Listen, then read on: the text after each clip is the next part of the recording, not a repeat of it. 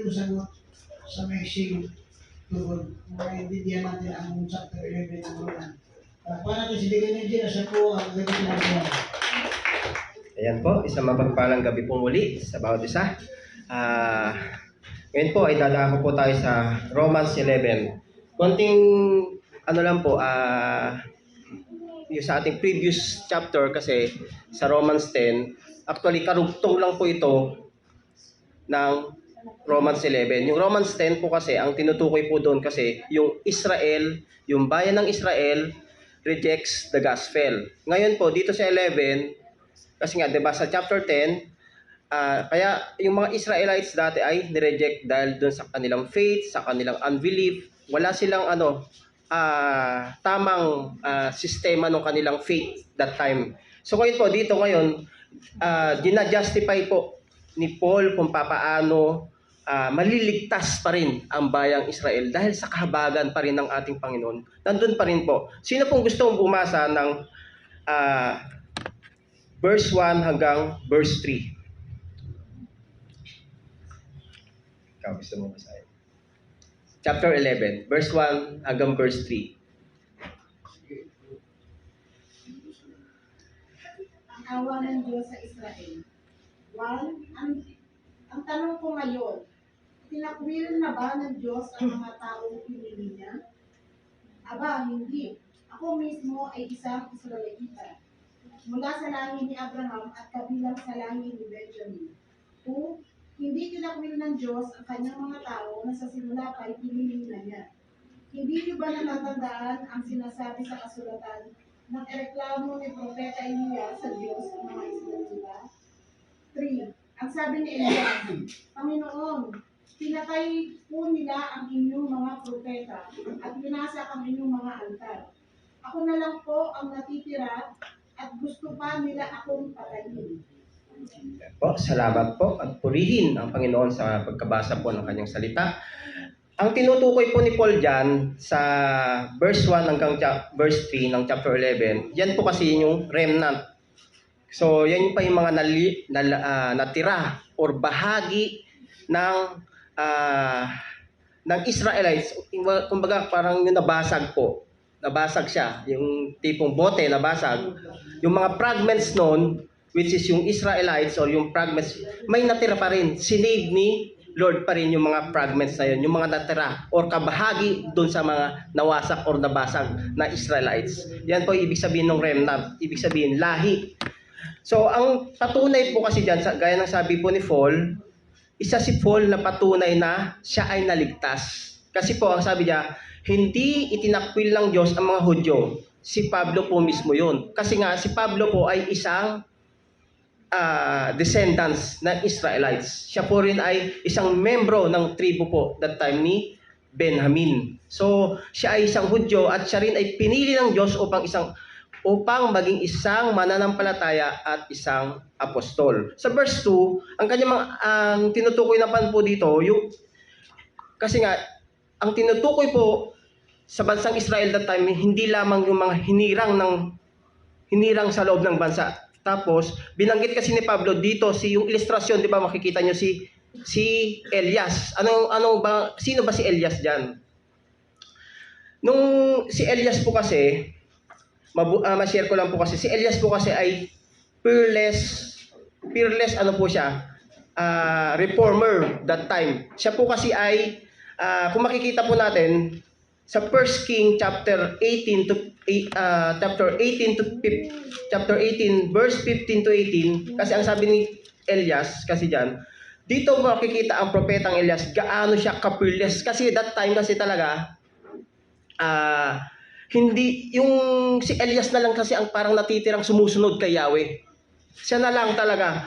At talagang makikita natin doon yung kasi si Elias kasi, ang isa pang katangian po kasi ni Elias ay siya ay powerful, kumbaga powerful or a mighty prayer warriors. Grabe si Elias kasi nga, alam niyo kung bakit? Si Elias kasi ay that time nung nanalangin siya na maybe nagpakain sa kanya, biro niyo, ang magpapakain sa kanya ay raven.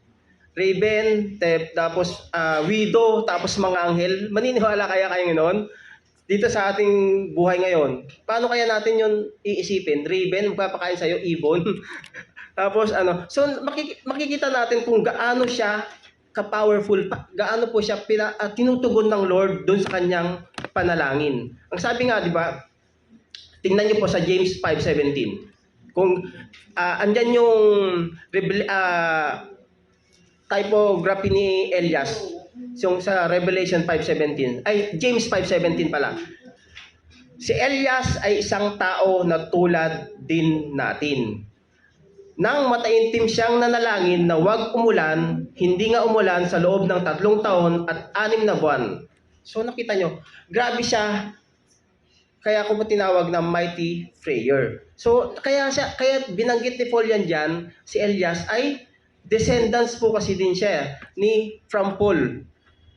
Kaya talagang sa 1 King din naman, chapter 17, 20 to 22, tingnan nyo po, gaano manalangin si Elias.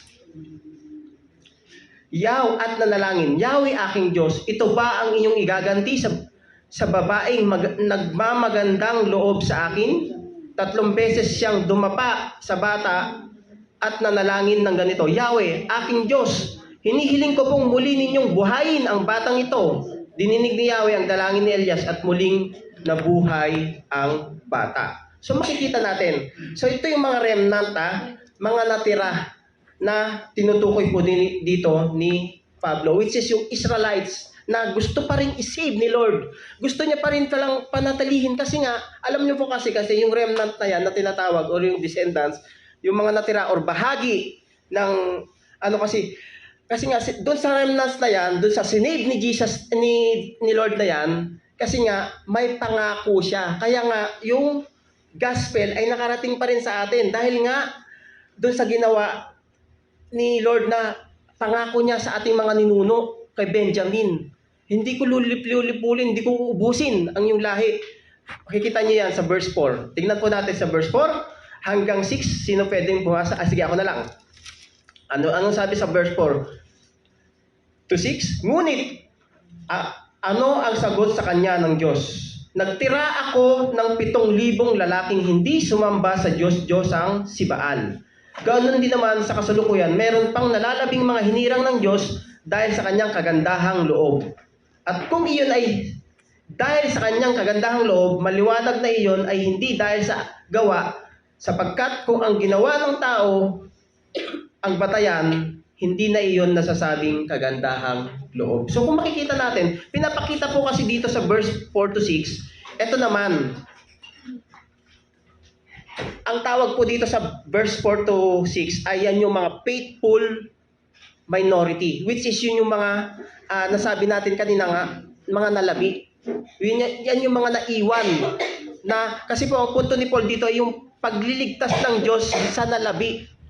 Kita natin kasi nga galit si Lord dahil nga sa chapter 10, galit si Lord dahil dun sa unbelief ng Israel. Ngayon, ipinapaliwanag po ni Paul dito kung gaano ka-faithful pa rin yung mga naiwan, yung mga descendants. Ito po yung gusto niya talagang na hindi niya tinalikuran ang kanyang plano para sa bansa. Tignan na yung verse 26 ng para makita lang natin. Sa verse 26 ng chapter 11. Para makita lang natin yung isang talon lang tayo po, saglit. Ano sabi sa verse 26? Kaya nga ganito, maliligtas ang buong Israel, gaya ng nakasulat. Magkagaling sa Zion ang Savior. Aalisin niya lahat ng kasamaan sa lahi ni Jacob. So, gets nyo na ba ang ating pupuntahan ng pag-aaral ngayon? Kung baga, dahil doon sa mga plano at pangako ng Panginoon, hindi niya pa rin uubusin ang mga Israelites. Meron pa rin siyang itinarang faithful minority. Ibig sabihin, yun yung mga hindi sumamba sa Diyos-Diyosang si Baal. Take note po doon. Kasi nga, kaya sila tinawag na faithful minority or yung mga parang na-segregate na sila. Kumbaga, nahiwalay sila. Sila yung mga hindi lumuhod mismo sa harapan ng Diyos-Diyosang si Baal. Dito makikita natin yung time ni Elijah kasi that God preserved a remnant, 7,000. Yun yung 7,000 na tinutukoy po dito. Preserve niya na po yun. Preserve ni Jesus yun. Ay ng Panginoon para talagang maligtas pa rin. Yun sila po yung ginamit din na way into salvation ng buong Israel. Makikita pa natin yan. Sa 1 King 19:18, ano sabi diyan? Diba? Tingnan nyo nasa Romans tayo, tingnan natin doon sa 1 King chapter 19 verse 18. Tingnan nyo po. Sino makakasunod sa akin? Sabi diyan, ngunit 7,000 sa Israel ang ililigtas ko. Ang mga taong hindi lumuluhod kay Baal ay hindi humahalik sa kanyang imahen. So ibig sabihin, nandun po nakasulat na, pero tinan mo, alam niyo po kasi ang Romans kasi talaga, ito po ay yung sulat ni Paul, dito ko talaga yung kino-connect po ni Paul yung mga doctrines na katuruan, instruction mula Old Testament papunta sa New Testament. Kung makikita natin grabe, talagang napakalalim po ng Romans talaga. Kung hindi natin sasaliksikin, hindi natin talaga totoong mauunawaan. Kaya nga, tinawag na remnant. Ultimately po, ang umiral po kasi dito talaga, yung God's knowledge.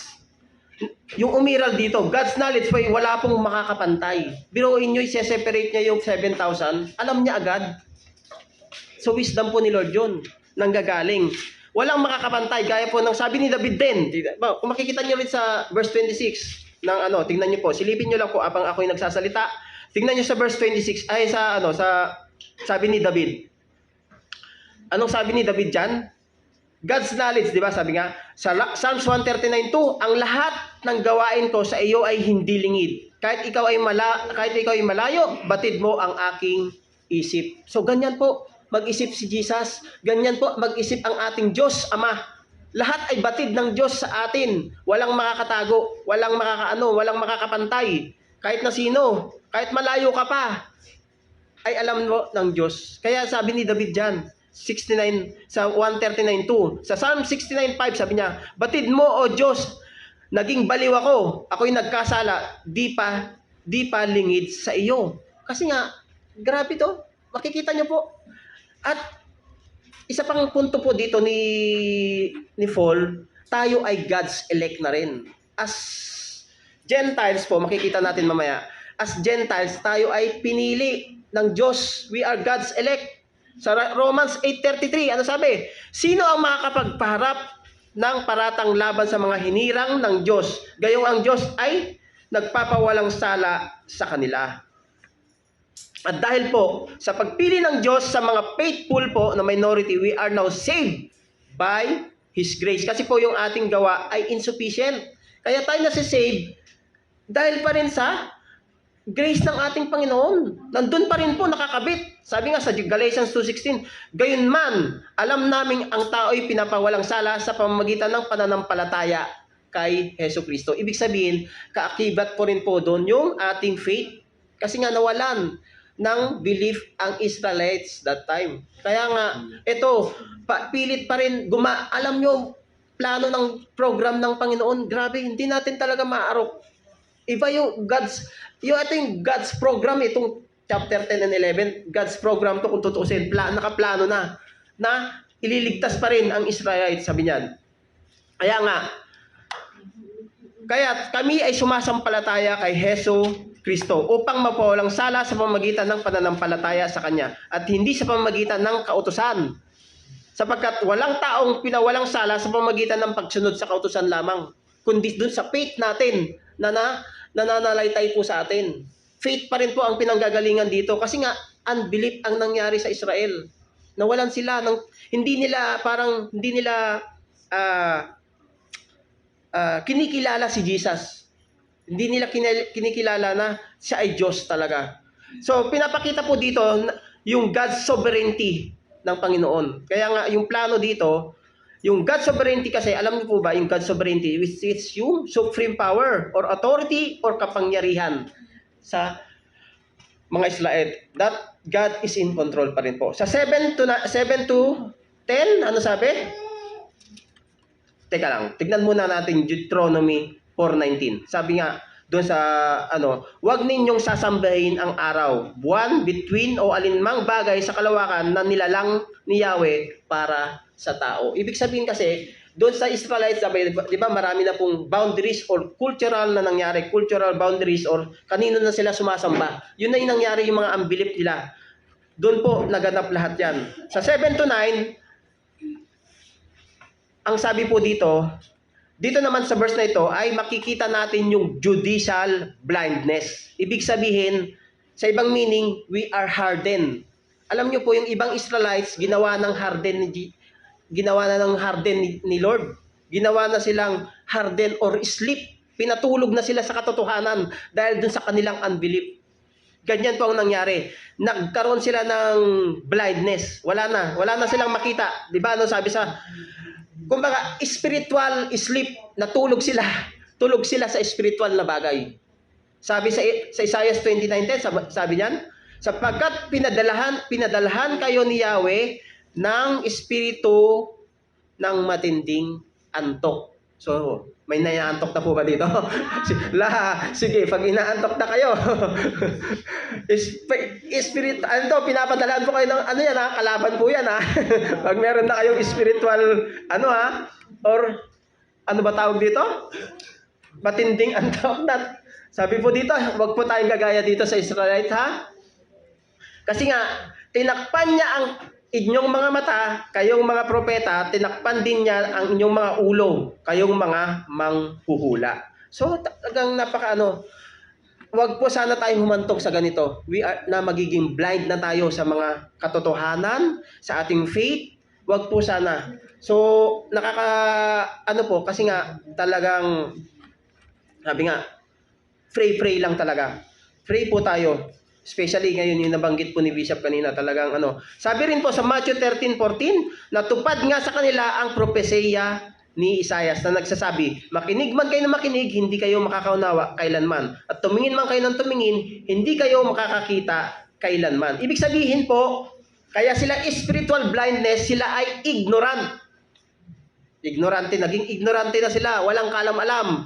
Wala sila sa katotohanan at naging bingi na rin kasi sa katotohanan. Yung faith na yon nawala, nagpaka-ignorante ang Israelites that time. Kaya nga, sana, ito, isang wake up call sa atin to. Huwag po tayo maging spiritual blind or matulog sa spiritual nating kalalagayan. Kasi, ang pandinig talaga nila ay inilayo sa katotohanan. Inilayo nila. Kusa silang lumalayo sa Panginoon. Pero ang Diyos talaga. Kaya nga sabi ni David at Isaiah, ipinakita ng Israel ang kawalang interes kay Kristo. Grabe Spiritual blindness po ang nangyari. Nawalan sila ng interes kay Kristo. Ay dahil po dyan, nagdala sila ng ibang angkan ng Israel sa untold misery. Kasi ito ang pinaka pa din dito. Yung untold misery or masasabi po natin, paghihirap ng bansa at sumpa. So wag po sana tayong humantong sa ganito. Nagawin tayo ng Diyos, bulagin tayo, or anuhin na lang tayo ng Diyos, hindi ka na makakakita, blind ka talaga, totally. Sana po, ito talaga ay isang wake up call sa atin. Kasi talagang sabi nga, ang Diyos ang nakakatalos. Ang Diyos pa rin ang gagawa ng kapamaraanan para magising ka. So yun po. Ang pinakamasaklap po kasi, ang Israel that time ay idinulot po nila na sila ay under spiritual darkness. Nandun. Nagpaubaya na lang sila doon sa spiritual darkness na kalalagayan nila. Sa verse 11, ang tawag po sa dalawang sa verse 11 to 16, ang po diyan, ang pinaka-title po natin diyan ay yung failure ng Jews. Yung failure ng mga Hudyo, which is ito po yung nagsasabing opening door sa ating mga hintil. Ito na Dahil, ito yung tinutukoy ko po kanina, ito yung pinakamahalagang part dito. Ang tawag po kasi dito, kaya tayo naligtas. Di ba? Hudyo lang dapat ang may karapatan kasi that time na maligtas. Pero dahil dito sa failure ng Jews or ng mga Hudyo, tayo ay nagkaroon po ng way or privilege po na privilege na maging maligtas din po. Hindi lang po Diyos ang naligtas. Hudyo, hindi lang Hudyo. Dahil ang naging pagkukulang ng mga Diyos that time ay yung kawalan ng pananampalataya. Kanina paulit-ulit ko po ito. At ito ay nagdulot ng kaligtasan sa mga hintil. So, yung failure ng Diyos, ibig sabihin yung kamalian, yung mga hindi magagandang gawi, o yung mga hindi magagandang unbelief nila, ayan po yung way na buksan ang kaligtasan sa mga hintil. Tayo ay humantong sa kaligtasan. Di ba? Kaya nga sa verse 26 kanina sabi doon, di ba? Maliligtas ang lahat. Maliligtas po ang lahat. Kaya nga, ang bansang Israel ay pinili na ng Diyos ay tumanggap ng kaligtasan. At kalakip po nito, maliligtas din kasama ang mga mananampalatayang hentil. Take note po ha, tayo po yun. Bilang anak ng Panginoon, tayo ay mananampalataya na hentil. Sa parang ito, sabi nga, maliligtas ang buong Israel dahil dun sa kamalian ng mga Hudyo. Papawiin niya ang kasamaan ng lahi ni Jacob. Grabe, di ba? Napakabuti po ng Panginoon kung ating makikita. Sa verse 15 sabi, sinasabi lang ni Paul dito, yung pag-reject ng Israel kay Jesus. Ito yung nawala, yung favor. Biruin niyo po kasi that time kasi, kaya po nasabi nga ditong remnant, kasi yung favor ng Diyos, ibig sabihin nasa kanila na lang lahat. Nasa kanila na yung favor, o yung position, favored position po Ang tinutukoy dito, yung favored position ng Israel. Kasi nga, talagang ligtas na sila eh. Pero nga, dahil nga doon sa kamalian ng mga Diyos, naligtas din ang mga hintil. Yun yung kapamaraanan, yun yung program ni Jesus, yun yung program ng Panginoon sa atin. Makikita niyo po yung ating yung pinupunta ng pag-aaral, nakakasunod po ba? Yan po. Kasi alam natin, kasi alam po natin, mas gusto po ni Lord na tumalikod tayo sa kasalanan. Di ba? Mas gusto ni Lord. Kasi nga itong nangyayari, hindi sila tumalikod dahil dun sa kanilang unbelief. Hindi talaga, hindi nila ginawa kaya nga, blind na lang sila ni Lord eh.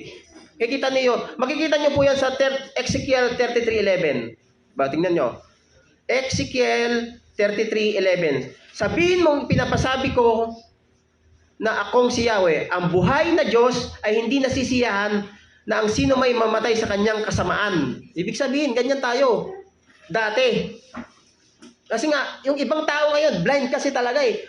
Bahala na bukas. Ganun tayo nung wala tayong pagkakilala sa Panginoon. Parang gusto mo na lang mamatay dahil nga blind ka, hindi mo alam talaga yung totoo. Ganyan po ang nangyayari sa mundo natin, nakakalungkot. Kaya talagang kailangan natin lumuhog. Pero sabi, nais kong siya'y magbagong buhay. Tayo po yun. Tayo po. At sabihin mo ngang magbagong buhay sila pagkat di sila mamamatay sa kanilang kasamaan. Ibig sabihin, tayo pa rin ay talagang hinahango ng Diyos. Pilit pa rin niya talaga, although nandun tayo sa spiritual darkness, nandun pa rin si Lord para tayo abutin.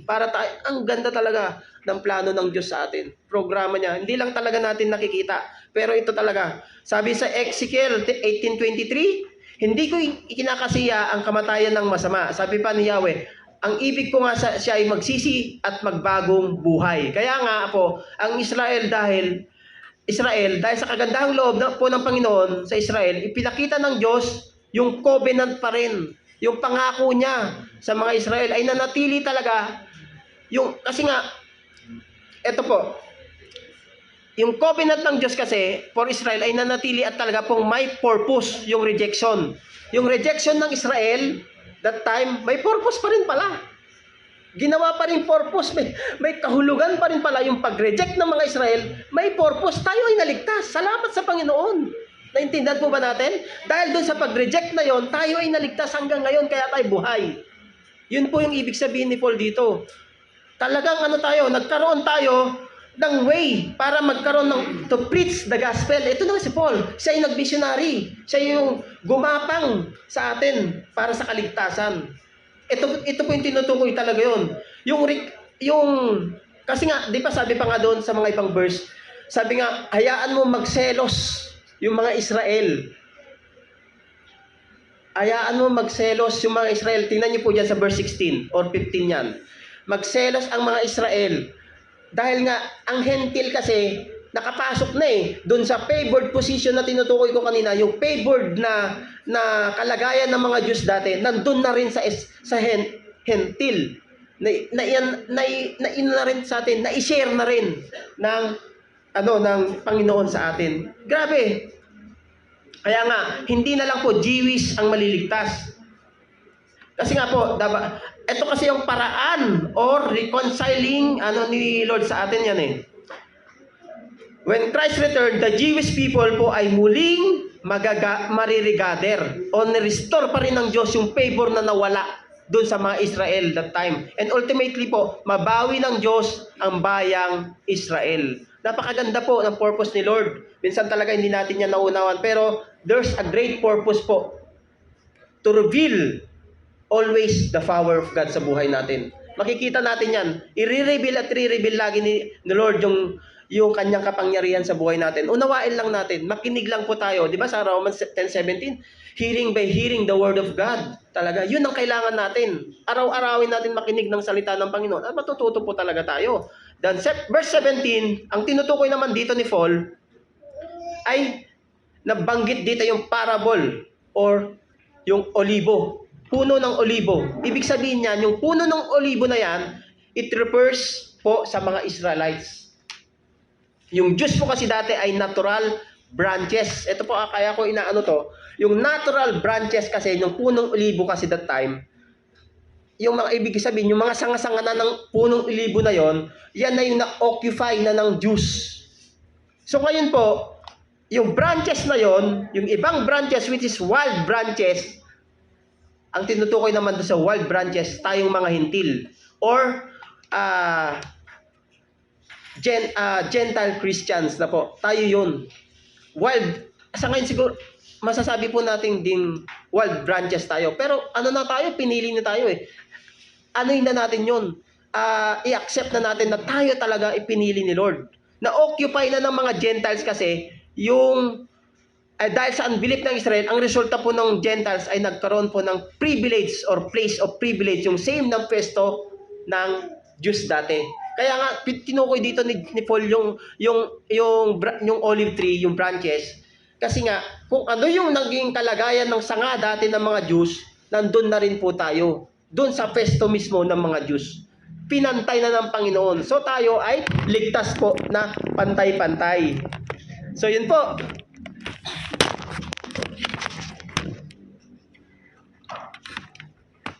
Kasi nga po, di ba, once na nandun po tayo sa punong olibo, or nasa puno kasi tayo, ito kasi po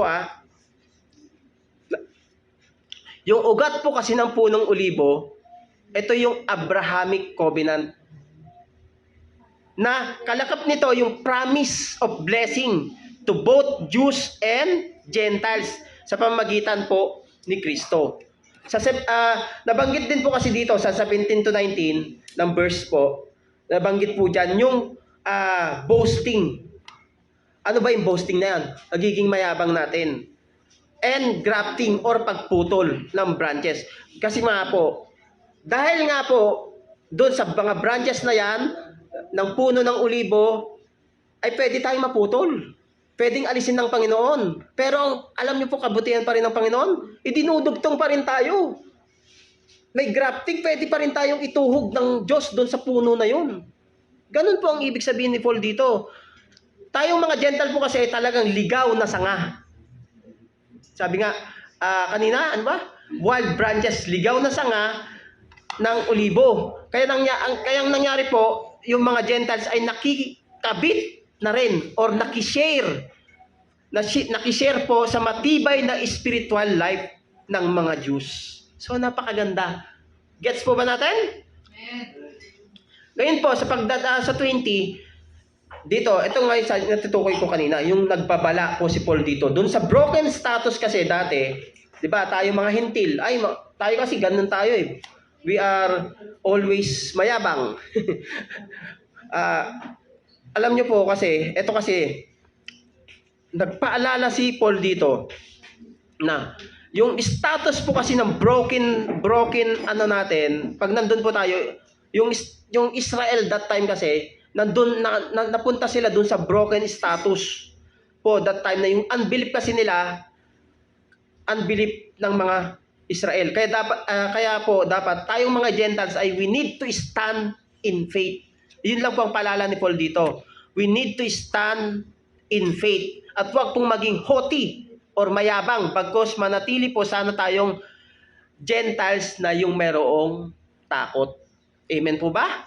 Huwag po tayong magmayabang kasi porket nakapasok na tayo, porket ligtas na tayo sa kapwa natin mga siguro, yung ating mga unbelievers na ating mga nakikita at nakakasama, siguro wag po tayong magyabang. Yan po kasi ang isang paalala ni Paul dito, na wag po tayong maging haughty. Paul warning po kasi sa mga Gentiles na wag maging arrogant, instead maging dependent tayo sa Diyos. At pinaalala din po ni Paul na dapat sa mga Gentiles, we must continue in God's goodness para hindi po tayo maputol. Pwede tayong putulin ni Lord anytime. Kaya nga tayo nakikabit lang tayo dun sa pesto po na ng Diyos dati. Ito yung illustration na pinapakita ni Paul dito na once nakikabit tayo, anytime pwede tayong putulin kung mayabang tayo. Ganun lang po kasimple. Kasi nga, at ito pang isang pangako ng Panginoon sa mga Israel that time. At kung magbalik ang mga Jews sa kanilang faith kay Jesus, muli po silang ihuhugpong o ikakabit sa puno ng olibo at maging connected po ulit ang Jews sa covenant ni Lord. Both Jews and Gentiles. Yan po kasi ay nasa plano na talaga at programa ni Lord sa ating mga Hudyo at Hentil. Sa mga Hudyo at Hentil, tayong mga Hentil. Nakaprogram na po kasi. Sa verse 25 to 32, talo na tayo. Dito naman po, nahabag ang Diyos sa lahat. Makikita po dito yung God's mercy. God's mercy or God's mercy is extended to both Jews and Gentiles. Nabanggit po dyan yung hiwaga.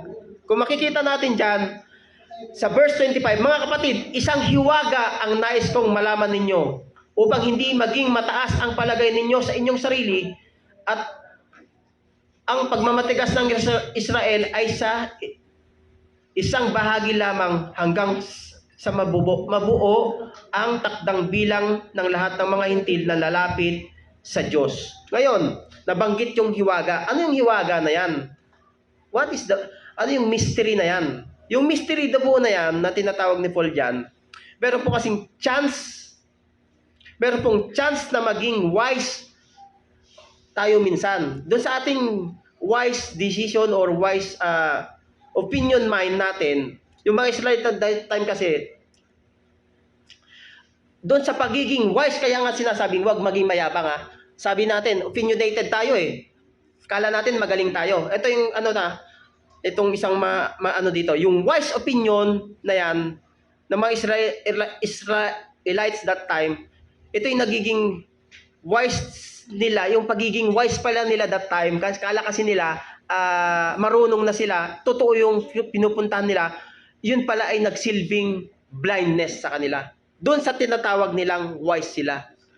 Yun po yung tinutukoy ni Paul dito. Kaya po sila tinawag na, kaya akala nila mayabang sila. Alam na nila lahat, pero hindi po. Blindness pala yung wise na yun. So wag po sana tayong ganon.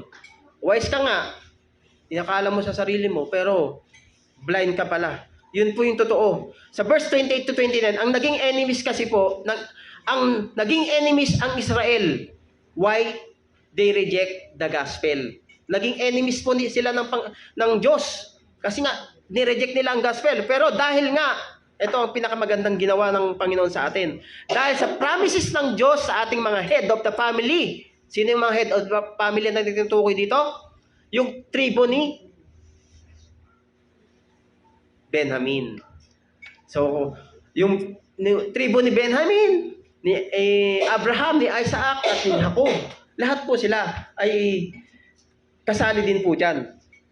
Pero, alam nyo po ba? Kasi nga, dahil nga sa enemies na sila, naging enemies ang Israel, ito naman ang pangako ng Panginoon.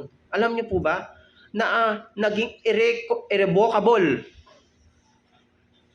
Yung irrevocable kasi na tinutukoy diyan, yung pangako ni Lord, yung promises niya na hindi niya kayang bawiin. Kasi na pinangako niya sa kanyang kila Abraham, kila Benjamin na maliligtas lahat. Ililigtas ko ang bayan ko. Ito 'yon. Tinutukoy po ni Paul diyan.